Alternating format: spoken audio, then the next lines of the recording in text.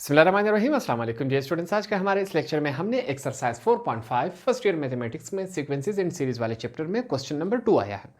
Question number 2 हम solve करेंगे, काफ़ी आसान तरीके से सॉल्व करेंगे। क्वेश्चन हमारे पास क्या कहता है, इन आ जीपी, जीपी से मुराद क्या है, ज्योमेट्रिक प्रोग्रेशन। ज्योमेट्रिक प्रोग्रेशन क्या होता है, क्वेश्चन नंबर 1 में हमने समझा था एग्जाम्पल के साथ। अगर आपने वो नहीं देखा तो इस एक्सरसाइज के क्वेश्चन नंबर 1 में जाकर इस कॉन्सेप्ट को क्लियर कर लें। a1 की वैल्यू दी गई है, a6 की वैल्यू दी गई है, find its nth term. n की वैल्यू हमने फाइंड आउट करनी है इन दोनों वैल्यूज को इस्तेमाल करके। तो क्वेश्चन को स्टार्ट करते हैं, आसान अल्फाज में सीखेंगे। सबसे पहले हम क्या लिखेंगे, हमारे पास वैल्यू दी गई है 1 की, a1 की क्या है हमारे पास 5/9, ये हमने लिखा। उसके बाद कॉमा लगाएंगे, हमारे पास क्या है a6 की वैल्यू दी गई है जो हमारे पास क्या है 15,625 अपॉन क्या है 9 है, ये वैल्यू दी गई है। अब हमने क्या करना है, इन दोनों वैल्यूज को इस्तेमाल करके आर को फाइंड आउट करना है। आर क्या होता है, कॉमन रेशो, इसे हमने फाइंड आउट करना होता है। उसके लिए एक दफा फिर से हम क्या कर लेते हैं, फार्मूला लिख लेते हैं। A N is equal to, हमारे पास फार्मूला क्या था, a1 Rn-1, ये हमारे पास क्या था, फार्मूला था। अब इसको सॉल्व करते हैं। अब जो वैल्यूज दी गई हैं वो यहां पर हम इस्तेमाल करेंगे। सबसे पहले क्या लिखेंगे, n की जगह हम क्या लिखेंगे 6 लिखेंगे। अब 6 कहां से आया मैं बताता हूं। यहां पर सबसे पहले a1 की वैल्यू हमारे पास क्या है 5/9, साथ में क्या है r, n की जगह हम क्या लिखेंगे 6 - 1, ये हमने लिख लिया। इस बात को समझिए, ये हमारे पास क्या है पहली वैल्यू, ये हमारे पास क्या है आखिरी वैल्यू। तो टोटल कितने टर्म है, 6 टर्म्स है, ठीक है। तो यहां इस 6 से हमने अंदाजा लगा लिया, इस वजह से हमने n की जगह 6 ले हमारे पास ये क्या है पहला टर्म है और ये क्या है 6 टर्म है। तो हमने यहां से अंदाजा लगा लिया कि इस क्वेश्चन में टोटल कितने टर्म्स है, 6 टर्म्स है, ठीक है। इस ए के साथ क्या है 6 है, यहां से हमने अंदाजा लगा लिया। इस वजह से जहां जहां n आ रहा है उसकी जगह हमने n की जगह उसकी वैल्यू लिख दी, जो कि क्या है 6 है। n से मुराद क्या है, नंबर्स, कितने टर्म्स है टोटल 6 है, यहां से हमने अंदाजा लिया। अब यहां पर फिर से क्या है a6 बन गया। a6 की वैल्यू क्या है, ये रही, इसकी जगह हम अपनी वैल्यू पुटअप कर देते हैं 15,625 अपॉन क्या है 9 है, इज इक्वल टू 5 अपॉन क्या है 9 है। आर 6 में से 1 गया, हमारे पास 5 रह गया, ये वैल्यू रह गई। अब यहां पर कुछ वैल्यूज हमने शिफ्ट करनी है इज इक्वल टू की दूसरी तरफ। इस बात को आपने समझना है, ठीक है। एक स्टेप में करेंगे। ये 9 यहां पर क्या हो रहा है, डिवाइड हो रहा है, ठीक है। तो ये इज इक्वल टू की इस तरफ जाके क्या हो जाएगा, मल्टीप्लाई हो जाएगा। इस तरफ डिवाइड था, इज इक्वल टू की दूसरी तरफ आके मल्टीप्लाई। 9 मल्टीप्लाई बाय 15,625 हो गया। नीचे चलते हैं, नीचे पहले से क्या मौजूद है 9 है। ये 5 यहां पर क्या हो रहा है, हमारे पास क्या हो रहा है, जब ये 9 चला जाएगा, बल्कि हम ऐसा करते हैं स्टेप बाय स्टेप कर लेते हैं ताकि स्टूडेंट्स को कोई कंफ्यूजन ना रहे। हमारे पास क्या रह गया 5 r की पावर क्या है 5 है, ये इस फॉर्म में रह गया, ठीक है। इसको भी मैं साइड पे कर लेता हूं। अब अगले स्टेप में हम इसको मूव करवा लेते हैं। 9 मल्टीप्लाई बाय 15,625 अपॉन 9, 5 के साथ क्या हो रहा है मल्टीप्लाई, इन दोनों के बीच में कोई साइन नहीं है तो इसका मतलब क्या है, ये मल्टीप्लाई हो रहा है। इसको हम इज इक्वल टू के इस तरफ शिफ्ट करवा लेंगे, यहां पर क्या होगा डिवाइड होगा।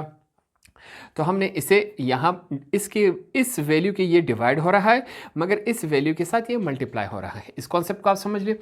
5 को हमने यहाँ लिया डिवाइड हो रहा है, 5 इस वैल्यू के साथ डिवाइड हो रहा है, मगर 7 वाली वैल्यू के साथ क्या हो रहा है, मल्टीप्लाई हो रहा है। कैंसिलेशन हो रही है, ये वाला 9 इस 9 के साथ कैंसिल हो गया। जब कैंसिल हो गया बकाया वैल्यू हमारे पास क्या रहेगी, साथ में ये वैल्यूज़ लिख लेंगे, यहाँ पर r की पावर 5 रहेगी, ठीक है। वैल्यूज यहां पर 5,625 अपॉन क्या है 5, ये वैल्यू रहेगी, इज इक्वल टू r की पावर 5 है। अब हमने क्या करना है, इस वैल्यू को 5 पर हमने डिवाइड करवा देना है। कैलकुलेटर का हम इस्तेमाल करेंगे।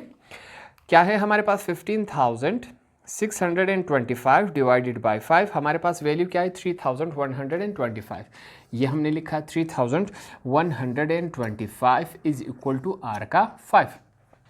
इसको हम सीधा करके लिखे तो हमारे पास r की पावर 5 इज इक्वल टू 3,125 आए। ये बात क्लियर होगी। अब यहाँ पर हम क्या लेंगे, रूट लेंगे। इस बात को आपने समझना है। मैं क्या लिख रहा हूँ, taking 5th root on both side. इससे पहले हम क्या लेते थे, स्क्वायर रूट। स्क्वायर रूट से मुराद क्या था, ये आपके समझाने के लिए है। स्क्वायर रूट इसकी वैल्यू ये किसके बराबर होता था, 1/2 के, ठीक है।